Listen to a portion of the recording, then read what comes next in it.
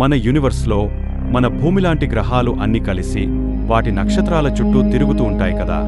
అలా కొన్ని కోట్ల నక్షత్రాలు కలిస్తే గెలాక్సీగా మారుతాయి.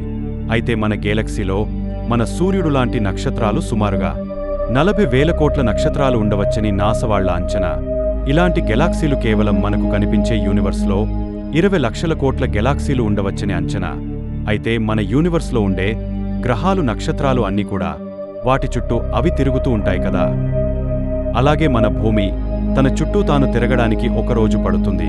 అలా ఈ గెలాక్సీలు కూడా తమ సైజ్ అండ్ మాస్తో సంబంధం లేకుండా వాటి చుట్టూ అవి తిరగడానికి ఒక 100 కోట్ల సంవత్సరాలు పడుతుందని రాయల్ ఆస్ట్రనామికల్ సొసైటీకి చెందిన సైంటిస్టులు కనుగొన్నారు.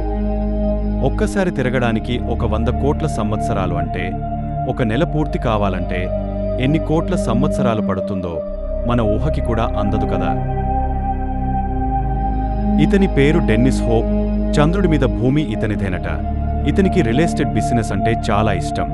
అయితే భూమి మీద రేట్లు ఎక్కువగా ఉండటం వల్ల చంద్రుని మీద కన్ను వేశాడు. దానికోసం ఒక లూప్ హోల్ని కనుగొన్నాడు. 1967లో జరిగిన యునైటెడ్ నేషన్స్ స్పేస్ ట్రిప్లో ప్రపంచంలో ఏ దేశానికి కానీ ప్రభుత్వానికి కానీ మూన్ మీద ఓనర్షిప్ ఉండకూడదని నిర్ణయించింది. కానీ ఇండివిజువల్ గురించి ఏమీ చెప్పలేదు.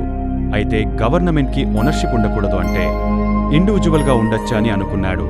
అయితే చంద్రుడి మీద ల్యాండ్ తన సొంతమని, ఒకవేళ కాదు అనుకుంటే ఏ కారణం వలన తన సొంతం కాదో చెప్పాలని ఐక్యరాజ్య సమితికి ఒక లేఖ రాశాడు.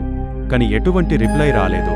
అక్కడి నుండి ఎటువంటి రిప్లై రాకపోవడంతో యునైటెడ్ నేషన్స్ దానికి అప్రూవల్ ఇచ్చినట్టే అని చంద్రుని మీద భూమి అమ్మడం మొదలుపెట్టాడు. అలా ఒక ఎకరానికి $5 నుండి $500 వరకు అమ్మడం మొదలుపెట్టాడు. ఇక్కడ విచిత్రం ఏమిటంటే జనాలు కూడా కొనుక్కుంటున్నారు. అలా అతను సుమారుగా 61 కోట్ల ఏకరాలను అమ్మేశాడు. ఒకరికైతే ఒక దేశం సైజులో ఉండే 26 లక్షల ఎకరాల ల్యాండును $2,50,000కే అమ్మేశాడు. ఒకసారి చైనా దేశం మూన్ బేస్ని నిర్మిస్తామని ప్రకటిస్తే తన దగ్గర పర్మిషన్ తీసుకోకపోతే చంద్రుడి మీదకు చేరుకోవడానికి వీలు లేదని ఒక వార్నింగ్ లెటర్ కూడా రాశాడు. కానీ కొంతమంది అధికారులు మాత్రం చంద్రుని మీద భూమి ప్రభుత్వానికి అధికారం లేనప్పుడు వాళ్ళ సిటిజన్స్కి కూడా ఇది అప్లై అవుతుందని చెప్తున్నారు. కాబట్టి అతను అమ్ముతున్న భూమి వాలిడ్ కాదని చెబుతున్నారు. కానీ అతను అమ్మడం మాత్రము ఆపడం లేదు. ఇతను కాకపోయినా అన్ని లక్షలు పెట్టి కొనుక్కునే వాళ్ళ ఆలోచించాలి. ఇది ఫ్రెండ్స్ ఈరోజు ఎపిసోడ్. రేపు మరో ఎపిసోడ్తో మీ ముందు వస్తాను. సబ్స్క్రైబ్ చేసుకొని లైక్ చేయండి.